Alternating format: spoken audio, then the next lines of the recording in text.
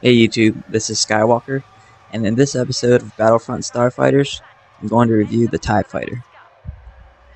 Check my previous review on the X-Wing for basic game mechanics and air combat maneuvering, as this is a little more advanced. I'll also be using a slightly different format this time. In the background, you'll see unedited gameplay of Fighter Squadron where the Imperials actually win. I'll review the TIE Fighter and give some tips on how to go about winning as the Imperials. Keep in mind that you'll see various tooltips pop up during the duration of the video that give insight on what exactly is going on. However, to avoid any confusion, just know that the commentary will not match what's going on in the video. And so without further ado, the TIE Fighter possesses high speed and moderate maneuverability. Not as fast as the A-Wing, and not as maneuverable as the X-Wing. Still, its speed makes it very evasive when compared to the TIE Interceptor. It may have weaker blasters than the TIE Interceptor, but that's not something that I can confirm. In my opinion, the TIE Fighter's speed puts it at an advantage when compared to the TIE Interceptor, and it helps you blend in, as human opponents tend to be drawn to TIE Interceptors in Fighter Squadron. While the TIE Fighter's speed is generally advantageous, it can occasionally cause you to lose control and crash. To prevent needless deaths from crashes, it's important to get an innate feel for the maneuverability of your aircraft. This, unfortunately, will only come with much practice. Remember that the point at which you begin your loop will essentially be the bottom of the loop. If you start your loop with your nose pointed straight at the ground and you're too close to the ground, you will not be able to prevent crashing without powering down your thrusters. The TIE Fighter's good mix of speed and maneuverability makes it pretty easy to outturn opponents. I found that a good bread and butter defensive maneuver in Star Wars Battlefront is the vertical loop, as a constantly switching camera angle can be disorienting to attacking enemy starfighters, and in addition, it provides greater situational awareness of what's above and below you. Remember to complete loops in an engagement. Doing half loops and constantly switching makes it highly unlikely that you turn out of your opponent's field of view. In a 1v1 situation, it is possible to maneuver towards your opponent using a barrel roll motion. However, against multiple hostiles, loops defend best against all opponents.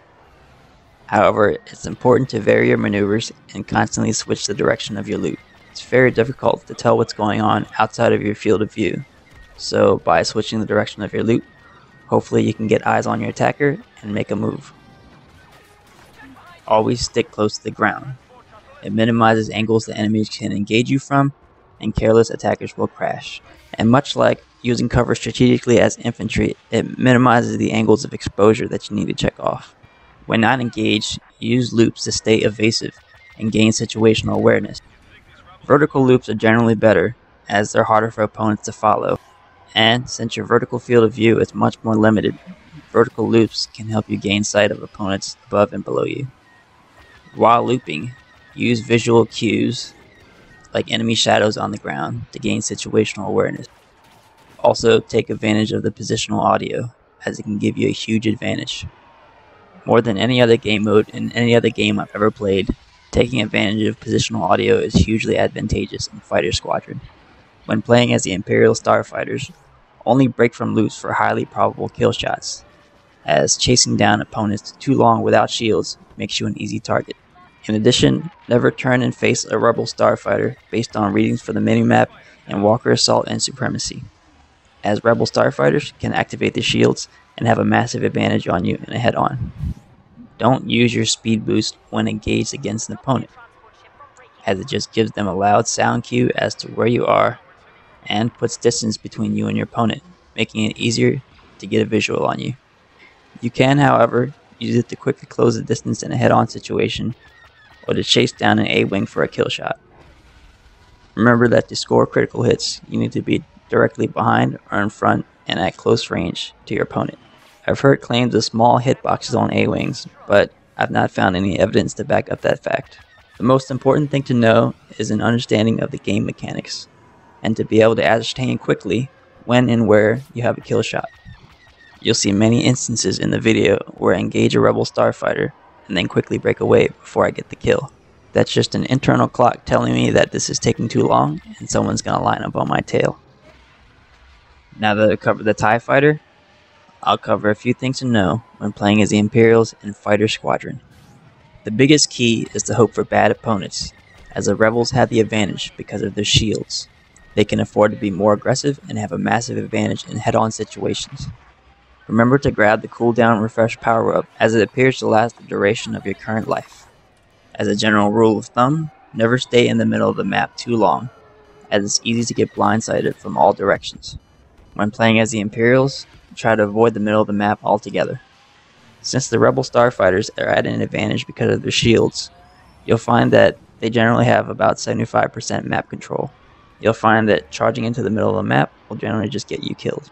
Additionally, since your teammates will be dying and respawning so much, sticking closer to the spawn can be beneficial should a Rebel Starfighter get the jump on you. This is also an important thing to note for anyone lucky enough to jump into the Slave 1. Staying closer to the spawn gives you the best chance to back up your teammates. Adversely, Millennium Falcon pilots should try to push up into the middle of the map and into the Imperial spawn. Since the minimap and fighter squadron gives you so little situational awareness, it's important to take advantage of the tips that I gave earlier. Use loops to increase your field of view, and use your eyes and ears.